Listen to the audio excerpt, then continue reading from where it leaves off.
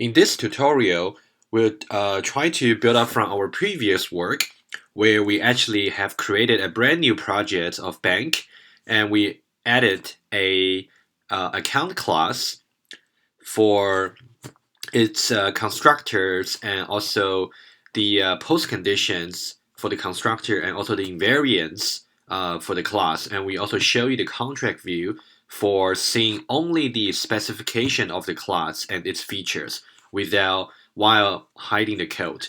So in this tutorial, we're going to show you with the minimum amount of code and also with some specification, we can already start writing tests. So this is really the essence of test-driven developments. In test-driven developments, you always want to write the tests at your earliest convenience. So as soon as you have enough code with the interface defined, with their parameterized, with their parameters defined, and you have your contracts, then you should already start writing tests. So we're going to show you in this tutorial how you can do that and how to create the infrastructure. So later on, as you develop more code for your bank projects, you can just easily add more test cases. You can actually create some regression test suite, like a collection of test cases. You can always have that repository of test cases to make sure your software always stay correct. Okay, so let's again go to the terminal and let's make sure I'm now in the workspace for the course, and I'm going to launch EiffelStudio version for the current semester, which is summer 2015, and the version we're using is 15.01. Ampersand to run it in the background, enter, and now EiffelStudio is launched, and now we are going to choose the project that has already been created and make sure that the location of the project is correct. It is indeed under the workspace and then the bank projects. Okay. And by the way, later on, if you actually want to somehow to recompile your project from scratch, what you should do is to click on this clean button and then choose compile and then say open. What this will do is let's look at the file system. As I mentioned in the previous tutorial, the eifgens directory contains the generated C++ code from Eiffel for your final system to be executed at runtime.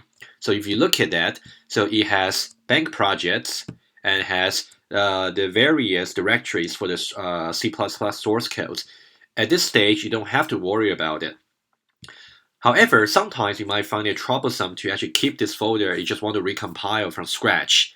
What you should do then is to, of course, the brute force way to do it is to simply delete this eifgen from the file system, but it's not really recommended for you to do that yourself. What you have to do, which is recommended, is to go through the EiffelStudio or via some other command, which I will introduce you later, called eclaim, which is available in the Indigo, in the red server in the Prison Lab. Okay, if you want to recompile from scratch, you just have to click on the clean box and then choose the compile from the drop-down menu for the action. But for now, we don't want to do that. We are happy with what we have got so far. Let me just open that. So still keep the original eifgen. Let's open the projects. Okay, so now what we want to do is to add a class that is dedicated to the testing for the account class. And the account class is located within the somehow it was not set properly in the previous tutorial. Let's fix that now. So somehow you can see that the account class is not in the bank cluster. So this could be something wrong from the previous tutorial. Let's fix that. Imagine this is a problem you encounter. How would you fix that? So somehow this name doesn't match that. Let's have a look at the file system to see what happened. So if we look at the bank folder, there's nothing there. Okay. So the account class here, we should really drag and drop it to the bank cluster, the bank directory. Okay.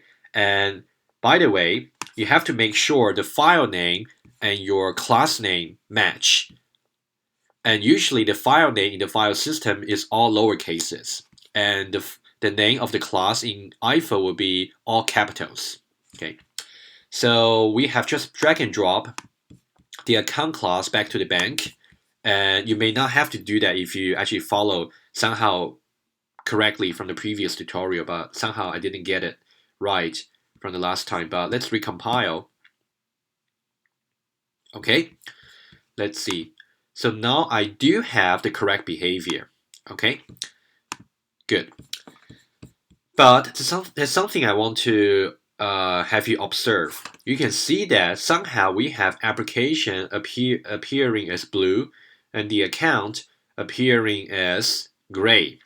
The reason for this is, so application has been declared as the entry point for execution. So somehow the Eiffel system knows about this class. However, although account is within the cluster, but so far it has not been referenced by any other classes, i.e., it has no existing clients. So there's no other class that uses the account. So to actually make this blue, one way to do it is to say, because an application is already being used by the Eiffel system, so we can declare a local variable here and say ACC for account of type account. If you compile that, it's actually going to appear blue. And this local variable may not be used later, but we just keep it here just to make sure every time we keep the compile button from now, we will actually also compile the account class. Right. So now, let's see. We want to test the account class within the bank cluster. And where should we put the new test case, the new test class for account? You might think you want to put the, for example, let's call it test account. You might think you want to put the test account within the bank, but the bank should only consist of the business logic for your projects.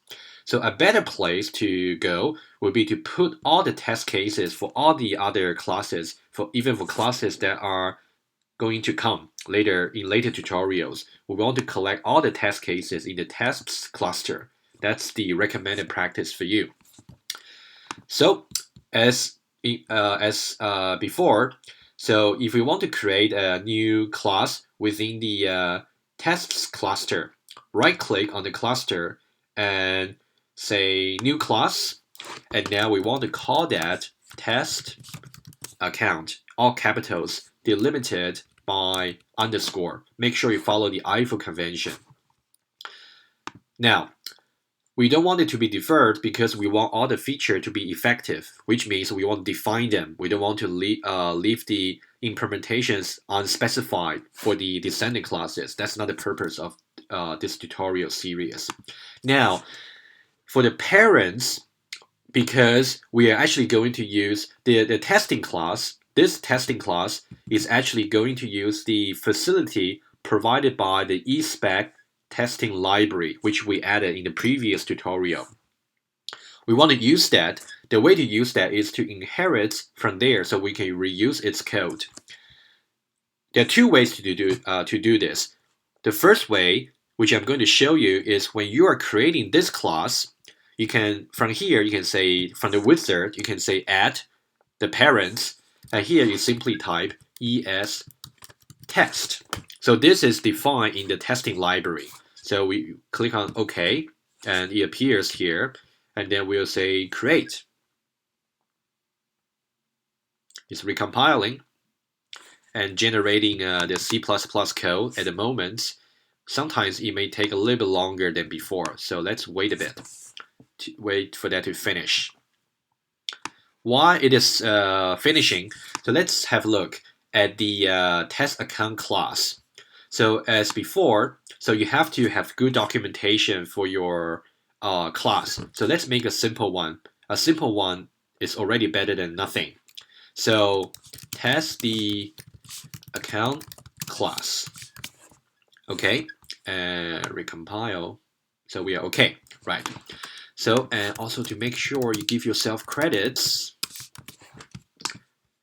Okay, so now, so we have the class test account which inherits from ES_test. So this part is actually generated from, remember when we added the parents from the wizard, we actually type ES_test over there. So this part is automatically generated from that click. So if you forgot to click that option, what you can do is just to type this here manually. So it doesn't really matter which way you go. Now, imagine that ES_test is simply a collection of tests that are supposed to test the same class. So we're actually going to collect them in this single class. So what we have to do usually is to have collect all tests for account. So this is a feature we're going to define. Let's call it make. Eventually, we are going to make this feature make as one possible constructor for test account class. So as always, so do end contains the body of code, the body of implementation. So you should put some comments here to say collect. Actually, you should say add test cases for account, right? Currently, it's empty because we haven't got any features that can be added as test cases yet. So let's leave this part empty and let's just go on and create another feature tag. And now we can list all the test cases. So test cases for accounts. So this is where we accumulate the test cases. And this part is where we define individual test cases. Okay.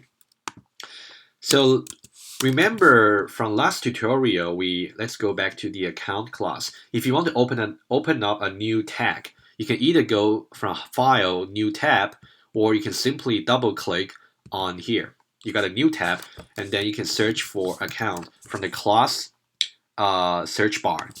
Account. So now we are in the account class that we developed from the last tutorial. So now, remember, we can see from the feature explorer panel here. So we have two attributes and we have one single feature, which is the constructor. And that make feature has been declared under the create clause, which means we are able to create a new account object by calling this make feature using the creation instruction, which I will show you in a moment. Okay, so it seems like the only feature we can test now would be the make, credit, and balance. And let's test the make because we'll also test the credit and balance at the same time. Let's go to test account. So unlike the case in JUnits, you can call the test features with whatever name you like, but you can follow some convention. You can say test with underscore, so account creation. Just make your test case, the name of your test case meaningful. So in this case, so there will be two types of features that can be used as test cases. One would be Boolean query, which I'm showing you right now. The other one would be a feature that has no return type. So those that kind of features will be to test for contract violation, which I will show you in the next tutorials, maybe the next two tutorial videos in the series. But now let's focus on this first type of test feature. So we would say, first of all, let's give comments to that. So we would say test the creation of an account. Do end. Okay. So if we want to do a test case, then we must somehow to manipulate an instance or an object that's instantiated from the account class. Okay. So we have to make sure we declare that. So now, in the account, so if we are in the account class, then we are talking about the supplier of this make feature. And if we are in the context of this test account class, especially in the context of this feature here, then we are talking about the clients of the make feature. So you really have to distinguish between be clear about the notion between client and supplier. Okay, I'll repeat this point throughout the tutorial series to make sure you really understand. We have to declare an account variables for us to manipulate. So let's just call it ACC of type account. So we do that, make sure it compiles. So the account does exist, which it does. So now, there's one thing you should always do before you start writing your test case. Because we actually inherit from the ES test, one of the very useful inherited feature to use from ES test is called the, if you use the code completion feature, which is control space, and then it's called the comments. You can see comments is actually a feature that takes one single parameter of type string. Hit enter, and this will take a string. So this is an empty string. And this comments feature is basically a procedure that will simply be further processed by ES test when you later on write a test case. Whatever you put here will be, whatever you put inside the string will be used to generate the test report. So you just want to give some information such that when you actually look at a test report in an HTML file from your web browser, you can actually easily see which test case it is talking about. So the rule of writing this string is always to put a colon here, and what's to the left should be an identifier for this test case. You can either call it T1 because that's the first test, T0 maybe if you want to start from that, or you can simply call that test account creation. It's up to you. It's really a matter of style. It doesn't really matter. Whichever that fits for you. Let's say we do T0. And to the right of the colon, we are actually going to give a very short summary of the test case, what the test case is supposed to do.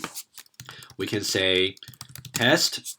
We can sort of just make it consistent with your comments here. So this comments here is for the reader of the current class, test account.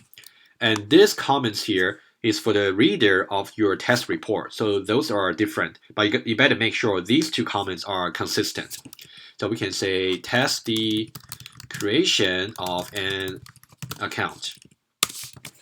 Okay, so always remember to put this comments feature call first before you start writing the test case.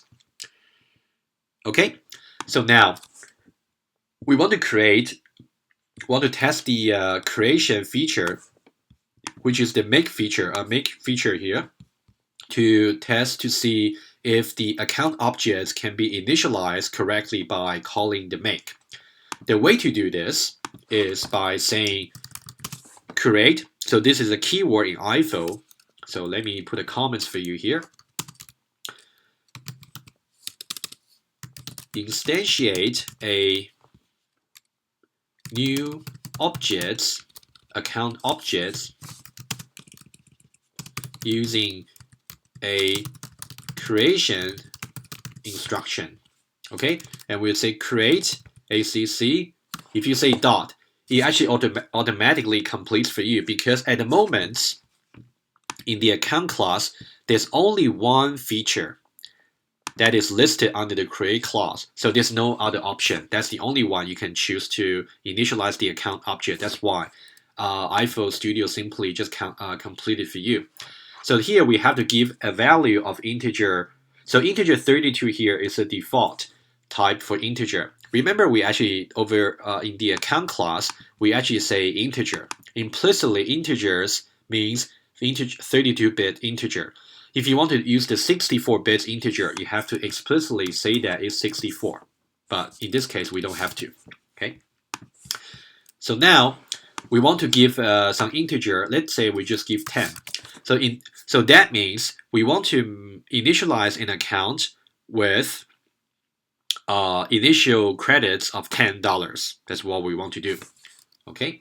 So we can also make write some comments here. initial credits 10 for the new account credits. Okay, so now there's something I want to talk about for this creation instruction. So let's have a look at the account class first. If you simply just by looking at the make feature in the account class, let me actually double click on this tab here so we can be more concentrated. So if you look at the make feature here, this is just like a normal feature that you can call even if you are not trying to initialize an object. So basically, by declaring the make under this create clause gives another possibility of using that feature, which is to use to initialize the objects. So that means, so this line here is to initialize an objects. However, let's say if I say the make over here and I say, for example, 20. So what will happen is this does not create a new object. This does not. What it does is it's going to, let's say this account is owned by Jackie. And what this line does is to go to the same Jackie's account and then try to set a new credits limits from 10 to 20. So it's the same account. However, if I modify this a little bit, if I say create, which is also allowed by Eiffel, let me go back. So what this line does is completely different. So if this line creates a Jackie's account with the initial credits 10, but this line creates another brand new object with the credits 20, someone else's account. So it's a completely different account from Jackie's original account here. Okay? You might be wondering, what if we have something like this? So what this does has something to do with voice safety. Voice safety will be covered later on in the lecture, but let me just give you some intuition about what the error message is about here. So let's have a look at the error message here. So this is the error code, and that's a short summary. And if you expand the plus sign, this is the detail. So let's read the error message together. The error is variable not properly set. What to do? Ensure the variable is properly set by the corresponding setter instruction. Okay, so it actually shows you this is the line the compiler is complaining. Okay, let me just show you one more thing before I go ahead and explain. If you look into see the projects and project settings, and if you go to the clusters, and then you see the bank, root, and tests, and let me see also the library. Yeah, so Spec Library is the one I want to show you. So basically, you can see that we are actually linking to the version of the Spec Library that's safe. The safe here means it should be voice safe, and that can be checked at the compile time. So that's why when we are including this library, that means we are relying on something that's of very high standard. And by default, the voice safety should be true. And you should always put your project as voice safe. So let's do that now explicitly. What you can do is you can set the voice safety to be complete for the whole project. And you can also set the syntax to be standard Eiffel. Okay? Okay, we got the same error message. So let me try to tell you what's going on here. We declare a local variable called account, and this is the first place that we use it. Okay? However, at this point, between the beginning of the body and up to this point here, we have not explicitly initialized the ACC account object yet. We actually trying to initialize that after it has been used. So you can see, apparently, even in the Java code, you can tell that apparently we are trying to call on some void targets or null objects. So apparently this is wrong because we should explicitly create that before we can use it. So if you say that create.acc.create acc.make 10, let's say, for example, we can just play with that. Let's say delete that. If you do this, then that'll be okay. So that means we are creating some account objects with the credits of 20, with credits 20. And then after this line here, and we go to this line, in the beginning of this line here, we already have ACC initialized, so it is non-void. So let's compile that. Okay, so this is just a simple example to demonstrate to you the current project is void safe, which is guaranteed by the type checking at the compile time. We'll cover more details about void safety in the lecture. So this is just to give you some example to make sure later on if you encounter anything like this error message here, like saying the variable is not properly set, then that's most likely have to do with the void safety issue. Okay, that's just an aside. So now we want to initialize an object ACC of type account with the initial credits 10. So now that's good. Since this is a Boolean query, and in Eiffel, if a feature returns something, then there will be a default keyword called result. And this result has the same type as the return type here. What you can do throughout over the course of your body of implementation is to try to assign some value to the result in such a way that you might, for example, you might assign result to true, for example, and you might reassign that to false, and you might do something here.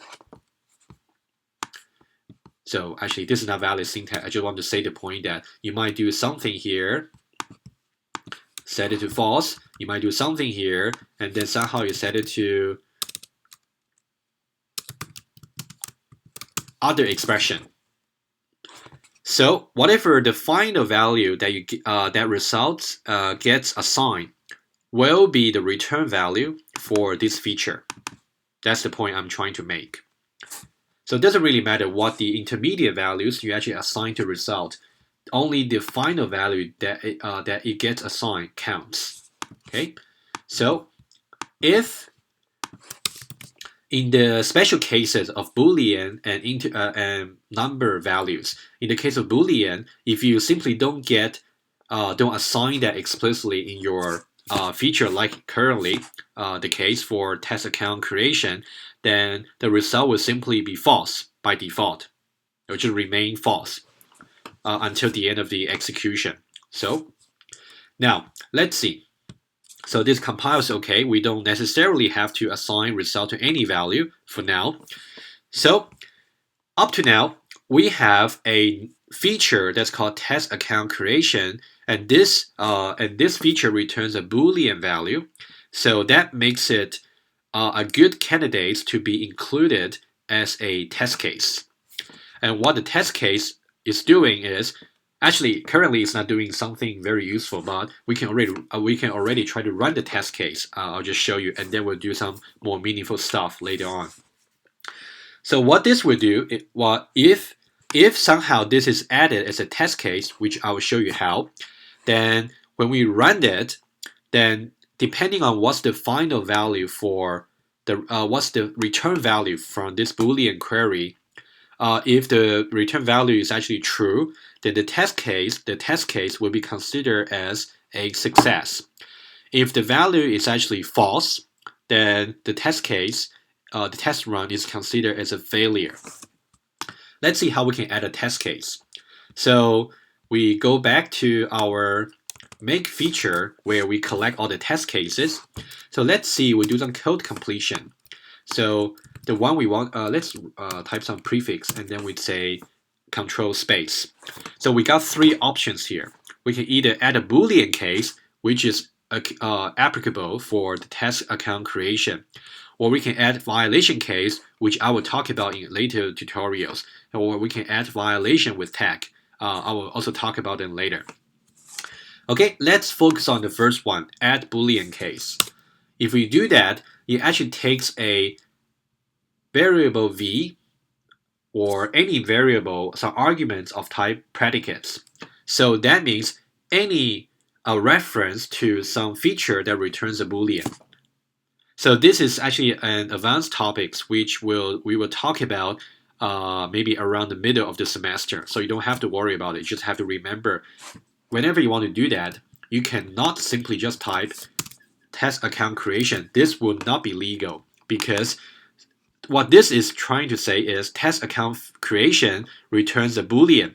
So this guy here is actually a Boolean type. Remember, this feature here will actually take only a procedure, not a Boolean. So what you have to do is to say agents. So agent is more like the idea of delegate or pointer to functions in C. And when you say agents, when you put the agents at the front, you're saying I'm passing a reference to a function or a feature that returns a Boolean. And this will satisfy the argument type, the parameter type for the add Boolean case. Okay, for now, you just have to know, you have to add this test case, make sure you put the agents in front. Let's try to compile. Okay, so now in this particular test account class, we now have defined a feature that manipulates the account objects, and we have made a good comments, and also we try to actually make a feature call to the account objects. So currently we are the clients of account. So we are trying to test the service of the supplier, which is the account class. So, and then once we have defined the feature, we add it into the test cases, treat it as a test case. But now, we have to make sure this test account class is also added to the application, which is called a suite. That's what I'm going to show you now. Let's just open a new tab here, and let's go to application here. And now, by default, as I mentioned in the previous tutorial video, by default, EiffelStudio assumes that you're going to develop a console application. That's why it gives you this arguments class to give you the facilities of processing the command line arguments. But in this case, in this project, we don't need that because we are trying to exercise the test-driven developments. So what we need here is a test suite. So don't get confused. For the main application class, we are trying to inherit from the ES suite. For the individual test case class for a particular class, we have to inherit from ES test. So it's different. Don't get confused. So now we go back to the main application class. So now let's delete the default generated code here. So now we need some add feature. Let me just the code completion doesn't succeed because I haven't recompiled. Always make sure you recompile. So now if I say add, so now we have the add suite feature available to us. It will take something that will, actually, that's the wrong one to choose. So what I meant to choose is to add a test case. So add test. So so this feature here, the parameter type is of ES test. And what can be a good candidate for that? Of course, we can pass an object of type ES test, which is test account. So there are two ways to do this. Let me show you the more wordy way. So because now account is already referenced by the test account, so we don't need this local variable anymore. So what we can do here is you can say, I want to have a test account variable, and before I add it, I need to create that ta.testAccount However, you can see that TA dot, there's no code completion. Why? Somehow, EiffelStudio cannot recognize the make feature that we define as a creation, as a constructor. So let's see what's going on. Let's put the comments here. Make sure it still compiles. What's syntax error here? Oh, let's put this in comments as well. Okay, let's go back to the test account class. You see the problem is, although we have defined this make feature that can be treated as a constructor, but we have not told EiffelStudio that this can be a good candidate. We have not told EiffelStudio. We know that's the case, but EiffelStudio doesn't know. What we have to do, similar to the case of the account class, is to put in the create clause and then to put make as one of the potential constructors. Let's compile, and then let's go back to the application class and let's uncommons. So comments will be Control K, uncommons will be Control Shift K. So now let's say TA dot. You can see now this time the code completion does succeed because we have added the create clause to say make is a possible constructor for the test account class. Okay, back to the application class. So now we can uncomment this line, and then we want to add the test account as one test case, as one test for the test suite. So we can try to compile, and this compiles okay. However, you can see that it's not really necessary to declare this test account and then create that and then pass it here. So somehow these three lines can be shortened into one line. You actually have the similar notion of anonymous objects in Java. So in Java, you might simply say new test account with its constructor arguments. You don't actually have to give the object a name. You can do the same thing in Eiffel. Let me show you how to do that. So let me delete this and delete this. What I can say here, so create is like the new keyword. Create in Eiffel is like the new keyword in Java. So create a new object of type test account and then using its constructor. So this one line here is equivalent to what we had before. Okay, so we are actually going to use this notation from now on. So now we have successfully added the test case, the test account, which contains one single test case for testing the account creation. After that, so later on, we should really anticipate that we will actually have a series of add test feature call, and we might have test account, test transaction, test bank, for example. And each one of them is actually a test class that's dedicated to the testing of a particular class in the bank cluster. Okay, for now we just have one, but that's already enough for the illustration. So now let's try to run it. Before we run it, we have to tell the Eiffel runtime that we're going to generate the HTML report when the test cases are finished running. So we had to say show browser here, and also to say run espec. So these are the two feature calls you have to always put. Recompile. So now we are basically done. We are prepared to run our very first test case. So this is, again, this is indeed test-driven development, because in the business logic, we got a very minimum amount of code for the account class, but the time we have spent so far is to first create a testing infrastructure. So later on, as we add more functionalities to the account or to add more classes to the bank cluster, we don't have to spend a time creating the testing infrastructure, and we can easily add test cases as we develop our code. That's really the essence of test-driven development. Always write the test cases while you are developing the code, rather than develop your code and then write test cases.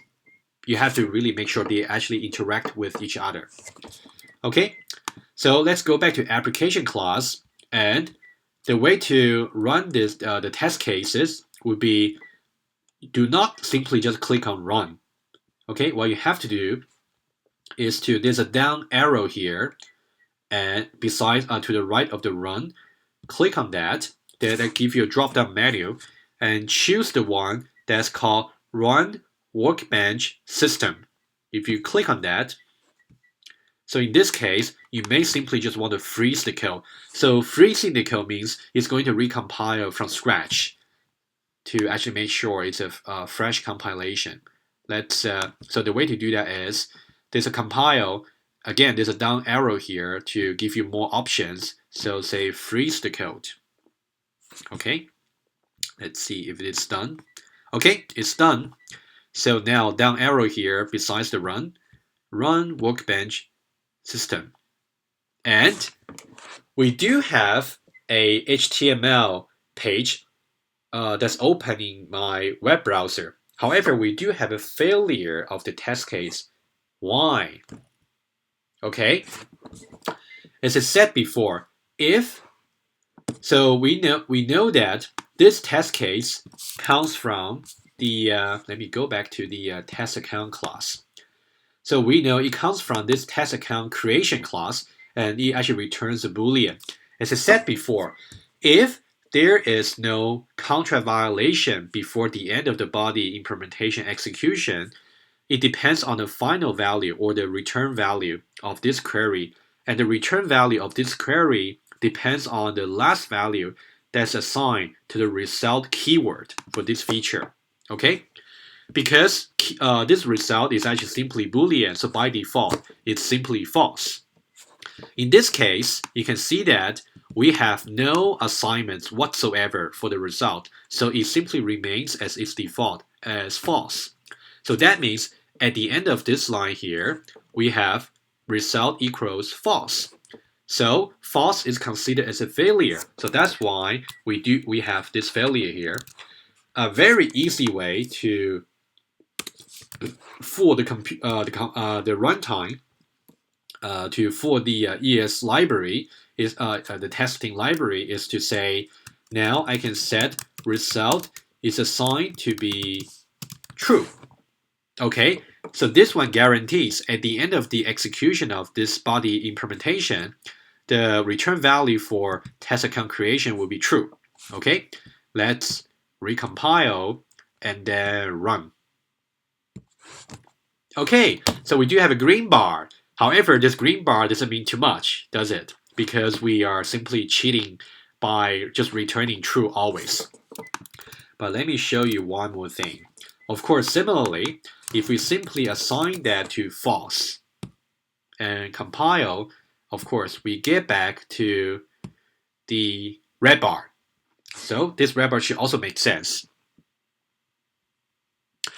Okay, so far we actually have shown you how to actually write a simple test case. So the test cases we have got so far do not mean too much. So let me write a more meaningful test case for you, and then we'll end the tutorial.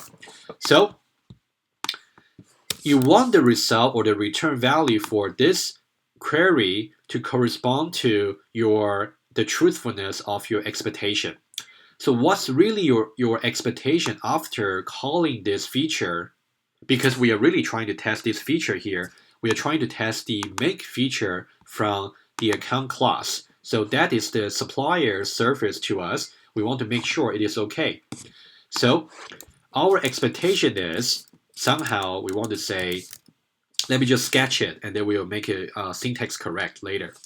I want to say ACC dot. So I want to say after I have initialized that, balance should be equal to 0 and ACC dot credits should be equal to 10, right? Because 10 should correspond to the 10 over here. That's really what I expect from the client's point of view, from the client's of account. From my point of view, I really do expect this result. And what I'm writing here is actually a proposition, a Boolean expression, because this is, again, equality. Equality, evaluates to either true or false. And this is another equality. And this here is the Eiffel keyword for logical conjunction. So you also have logical disjunction, or you have logical implication implies, so that you might want to use later. So they are very straightforward to use. You can also look up the language manual for Eiffel. Okay, so this expression evaluates to either true or false, which is compatible with the return type for this query here. So what we will do is to get assigned to result. And again, contrast this symbol here with this symbol here. So we are trying to assign this value here to result using the assignment symbol. Okay, so now this test case will succeed if and only if this result, the expression value that's assigned to this result, is actually true, which means these two propositions hold. Then we'll get a green bar. Okay, let's see if that's really the case. Compile, and then we'll try to run the workbench system. Yes, so in some way, for this particular use case, when I say there's a use case, because this is a very specific value, 10, that we are trying to test with. For this specific value, we do have a pass for the test case. And this is a very good first test for you to try out. So you should really try this out yourself and try to play with how you can make this expression true or false. Of course, the most important thing is whatever value or expression value that you assign to the result should correspond to your expectation. So somehow your job is to formulate your expectation of the manipulation of the account objects as a predicate or as a proposition. That's your job. And make sure they are properly captured and assigned to the result. And then the ES test runtime will do the job by evaluating this expression in the runtime to give you either green bar or red bar. Okay, so I think that's all we want to achieve for this tutorial. And in the next tutorial, we actually show you possibly to write several mini test cases in a single test case, like the test account creation, and then to show you when your test case fail, how can you actually look at the runtime execution to kind of have a slow motion version of the runtime execution, and to be able to pause in the middle of the execution and to see what's the snapshot of the state space in a step-by-step manner. Okay, that's what we will do in the next tutorial video. So stay watching.